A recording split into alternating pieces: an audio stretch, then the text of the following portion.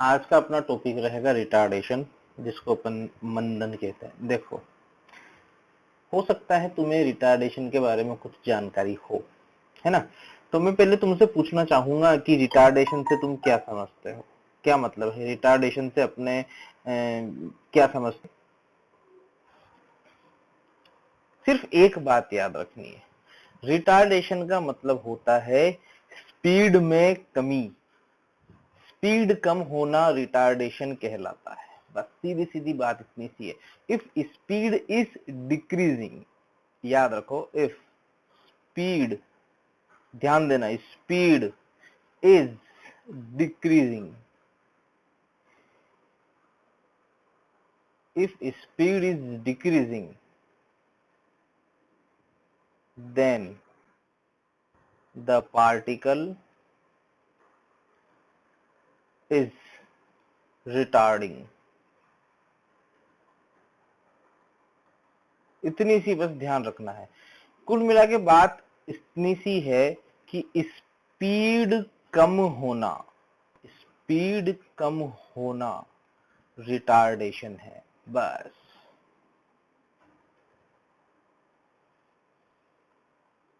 अब ये तुम्हारा जो मिथ है, क्या मिथ है कि नेगेटिव एक्सेलरेशन, ये गलत है।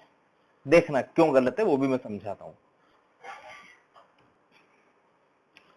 मान लो कि कोई पार्टिकल है, ठीक है, इसकी वेलोसिटी है, मान लो इस तरफ, ये है इसकी वेलोसिटी किसी इंस्टेंट पे, और इसका एक्सेलरेशन भी इसी तरफ है, ठीक है, इस तरफ ही इसका एक्सेलरेशन है। तो स्पीड बढ़ेगी। क्यों? क्योंकि एक्सेलरेशन जिस डायरेक्शन में होता है उस डायरेक्शन में फोर्स लगता है, वो फोर्स की डायरेक्शन होती है, और फोर्स क्या करेगा, उसकी वेलोसिटी या स्पीड बढ़ाएगा। Speed, rate of change of velocity, वही तो एक्सेलरेशन होता है। अगर एक्सेलरेशन वेलोसिटी की डायरेक्शन है मतलब स्पीड बढ़ेगी।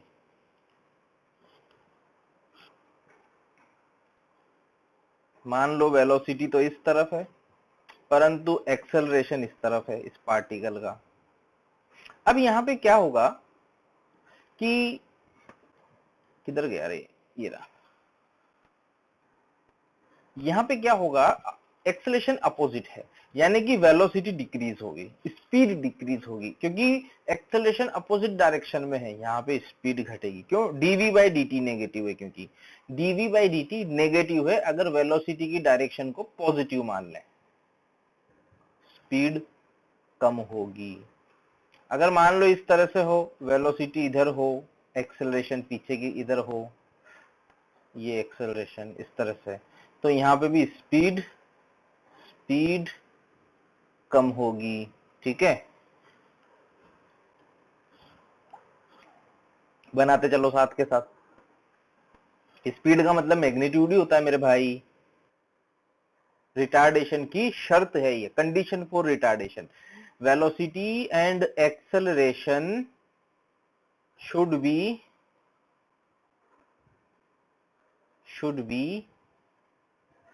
अपोजिट डायरेक्शन,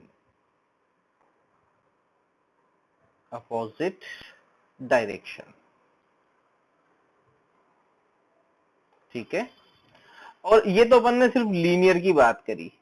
अगर मान लो लीनियर ना हो, कर्व, एक मिनट रुक जा, अगर मान लो लीनियर ना हो, अगर वो कर्व में चल रहा है, ठीक है, किसी, जो कि अपन नेक्स्ट चैप्टर में बात करेंगे, अभी बस कंडीशन लिख लेते हैं कि अगर मान लो वो कर्व में चल रहा है, तो ए डॉट वी ये क्या होना चाहिए, नेगेटिव होना चाहिए, ए डॉट वी होना चाहिए नेगेटिव। कारण क्या है, देखो, ए डॉट वी नेगेटिव कब होगा, देखो जो बी वाले हैं उनको बात समझ में नहीं आएगी, उनको बाद में बात समझ में आ जाएगी। जो बी बेच वाले हैं उनको थोड़ी सी दिक्कत आ सकती है ए डॉट लिखने में, डॉट नहीं बताया ना क्योंकि मैंने अभी तुम्हें। ए डॉट वी नेगेटिव इसलिए होगा क्योंकि मान लो कि कोई पार्टिकल है, उसकी वेलोसिटी है इस तरफ, ठीक है, तो एक्सेलरेशन जो है, एक्सेलरेशन का कम से कम एक कंपोनेंट, एक्सेलरेशन का कम से कम एक कंपोनेंट किस डायरेक्शन में होना चाहिए, वेलोसिटी के अपोजिट डायरेक्शन में। अगर ये बात समझ में ना भी आई हो तो चिंता मत करना, नेक्स्ट चैप्टर में अपने आप समझ में आ जाएगी।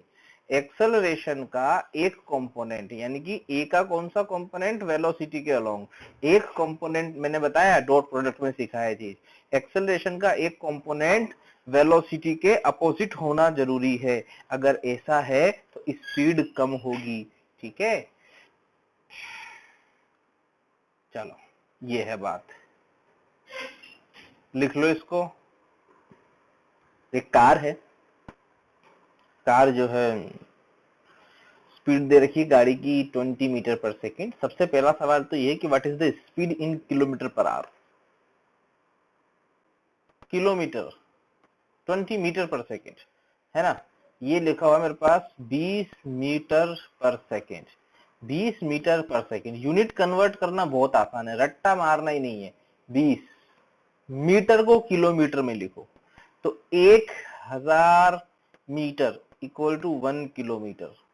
तो बताओ 1 मीटर में कितना हुआ, 1/1000 किलोमीटर। ठीक है, तो इसको कन्वर्ट कर दो, 1/1000 किलोमीटर। तुम्हें हो सकता है रटवा रखा हो, 18/5 से मल्टीप्लाई कर दो, 5/18 से मल्टीप्लाई कर दो। अपन को तो रटना नहीं आता भाई, मैंने तो रटना नहीं सीखा, मैं तो कंसेप्ट समझता हूँ। मीटर को किलोमीटर में चेंज कर दिया। 1/सेकेंड, सेकेंड को चेंज करो तो देखो 1 आवर, 1 घंटा, 1 आवर में होते हैं 3600 सेकेंड। ठीक है, 60 इंटू 60, 3600 सेकेंड। 1 सेकेंड में कितने हो जाएंगे, 1 आवर अपॉन 3600, तो प्रति सेकेंड 1 आवर अपॉन 3600, तो 3600 तो ऊपर चला जाएगा। ठीक है, और 1 अपॉन ये आर को नीचे रह जाएगा, आर रह जाएगा नीचे, एच आर। ठीक है, 3600 ऊपर चला जाएगा।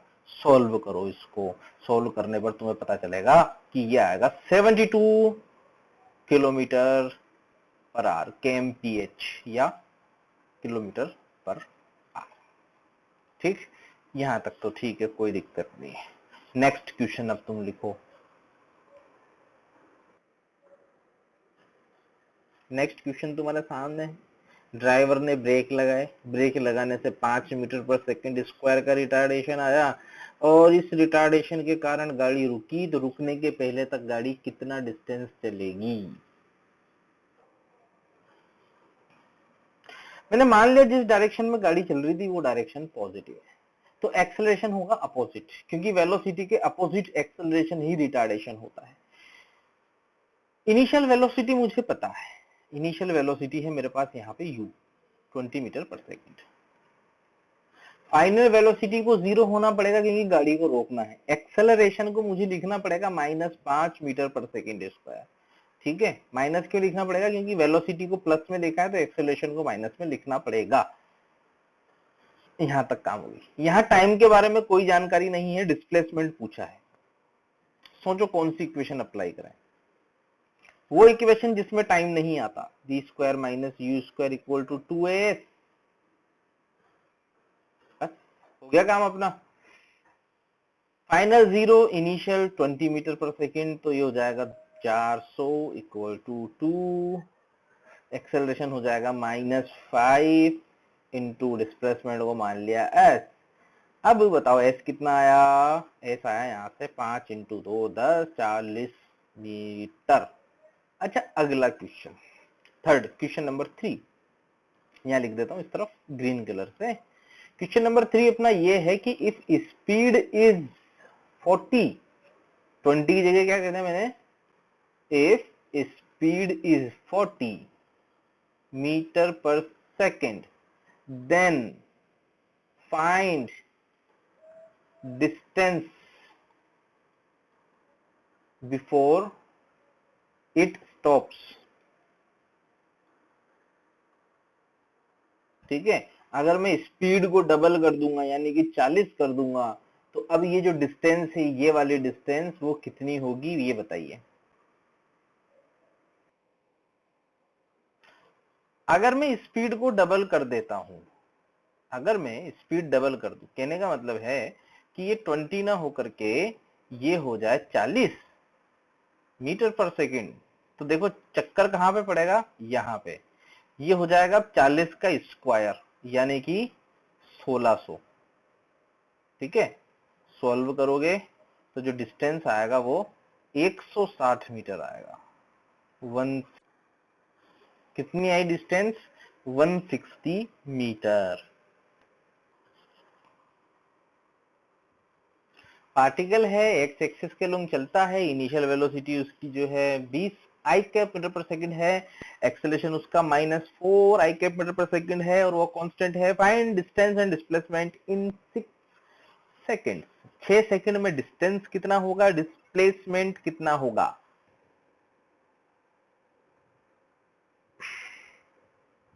इस डायरेक्शन को पॉजिटिव एक्स माना है मैंने।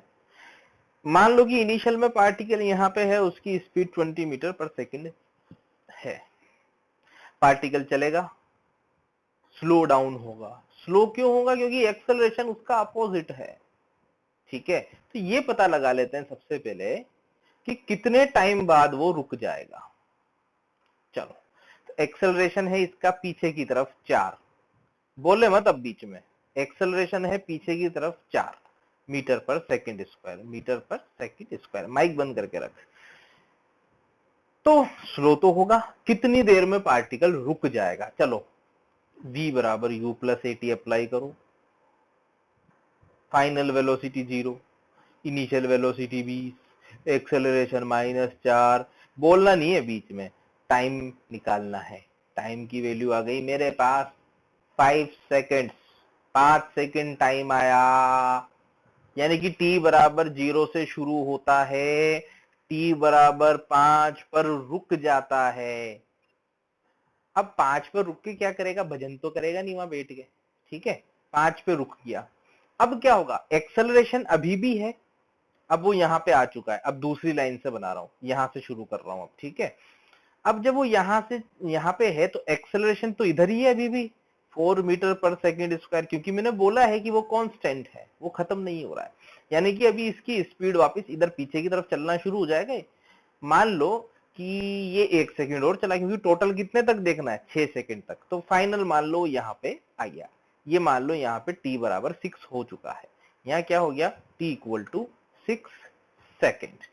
ठीक है, तो देखो डिस्प्लेसमेंट कितना हुआ, ध्यान से देखो। डिस्प्लेसमेंट तो हो जाएगा यहां से लेके पूरा यहां तक, ये डिस्प्लेसमेंट हुआ, क्योंकि आगे चल के पीछे आया है ना। तो अब ऐसा करते हैं अपन, डिस्टेंस और डिस्प्लेसमेंट निकालने के लिए ये जो ऊपर वाला सेगमेंट है 0 से 5 तक, 0 से 5 तक का डिस्टेंस निकालो। s बराबर ut plus half a t square. कौन सी इक्वेशन लगाऊं? कोई सी भी लगा सकते हो, ut plus half a t square भी अप्लाई कर सकते हो, या s इक्वल टू मैं अप्लाई कर देता हूं। देखो यहाँ पे vt minus half a t square. देखना, ये वाली इक्वेशन अप्लाई कर रहा हूं मैं। s equal to v t minus half a t square लगा रहा हूं, t बराबर 0 से t बराबर 5 तक। कितना आया देखो, s equal to s, final velocity 0 है तो 0 माइनस हाफ, एक्सेलरेशन को माइनस लेना पड़ेगा क्योंकि इस डायरेक्शन को प्लस लिया, एक्सेलरेशन -4 लेना पड़ेगा, -4 इंटू टाइम, टाइम 5 तक का काम कर रहे हैं तो 5 का स्क्वायर यानी कि 25, ये बन जाएगा 50 मीटर, 50 मीटर।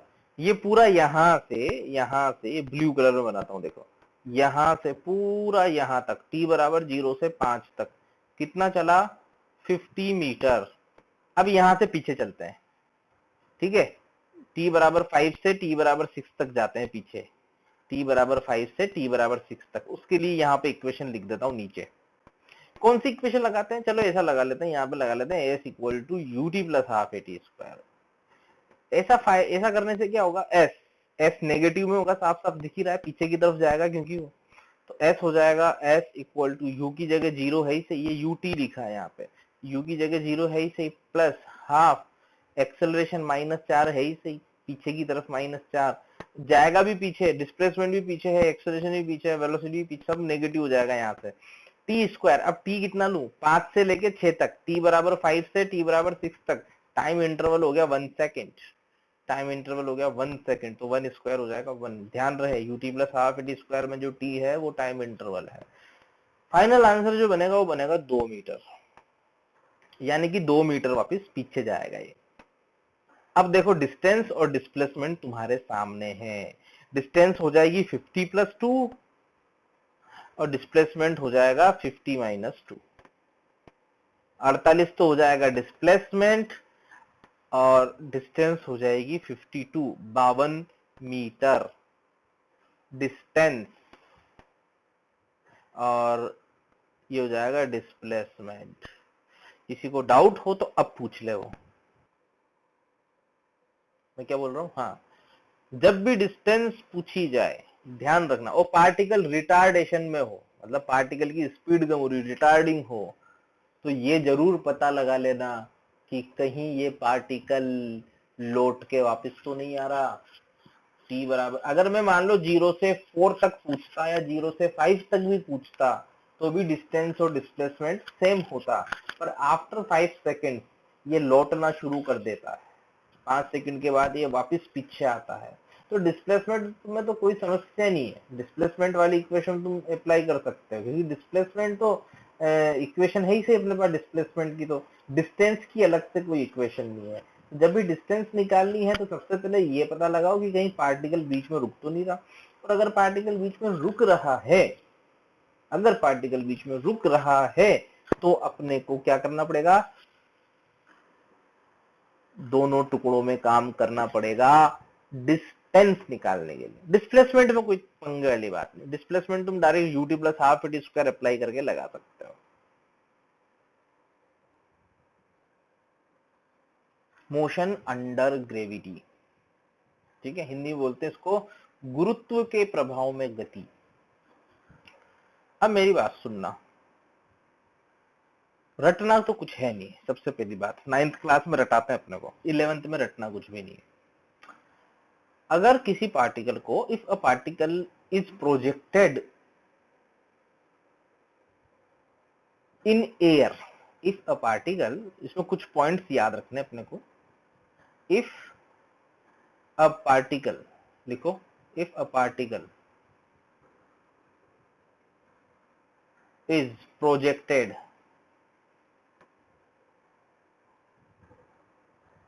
इन एयर, ठीक है, इन एयर, एयर मतलब हवा में या स्पेस में, स्पेस मतलब यूं नहीं कि पृथ्वी के बाहर चले गए, है ना, धरती के पास ही रहना अपने, projected in air, then the acceleration of particle is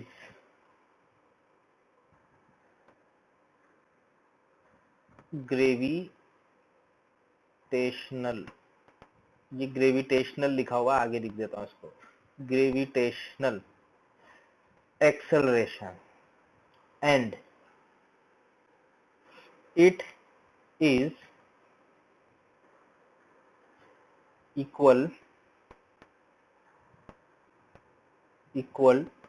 to g equal to 9.81 metre per second square.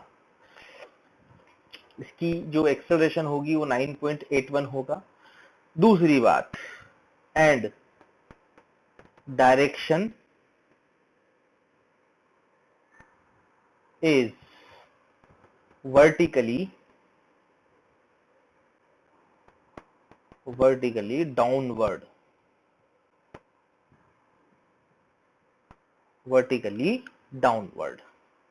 कहने का मतलब ये है कि अगर किसी कोई पार्टिकल अगर हवा में, उसको फेंक दिया हवा में, ठीक है, तो उसका जो एक्सेलरेशन होगा, इस पार्टिकल का एक्सेलरेशन जो होगा वो नीचे की तरफ g होगा। g की वैल्यू 9.81, 1 को चलो हटा दो, 9.8 याद रखो, 9.8 metre per second square, 9.8 metre per second square होता है।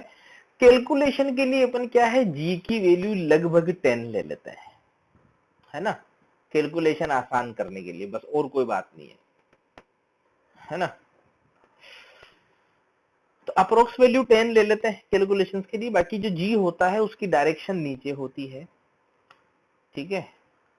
It does not depend on velocity, it does not depend on velocity. Velocity किधर है, किस डायरेक्शन, वेलोसिटी किधर है, किस डायरेक्शन में है, ऊपर है, नीचे है, दाएं है, बाएं है, तिरछी है, जीरो है, कुछ भी हो वेलोसिटी, अगर पार्टिकल हवा में फ्री है तो उसकी जो ग्रेविटेशनल एक्सेलरेशन होगा वो g होगा और नीचे की तरफ होगा। तू पहले चुप रहे, पहले मुझे बोलने दे।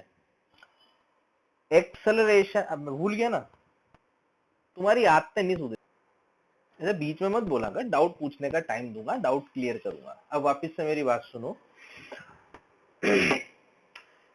ग्रेविटेशनल एक्सेलरेशन जो होता है वो इस बात पे डिपेंड नहीं करता है कि वेलोसिटी की डायरेक्शन किधर है, वो इस बात पे डिपेंड नहीं करता है कि वेलोसिटी कितनी है, वो इस बात पे डिपेंड नहीं करता है कि वेलोसिटी जीरो है या कुछ है भी सही।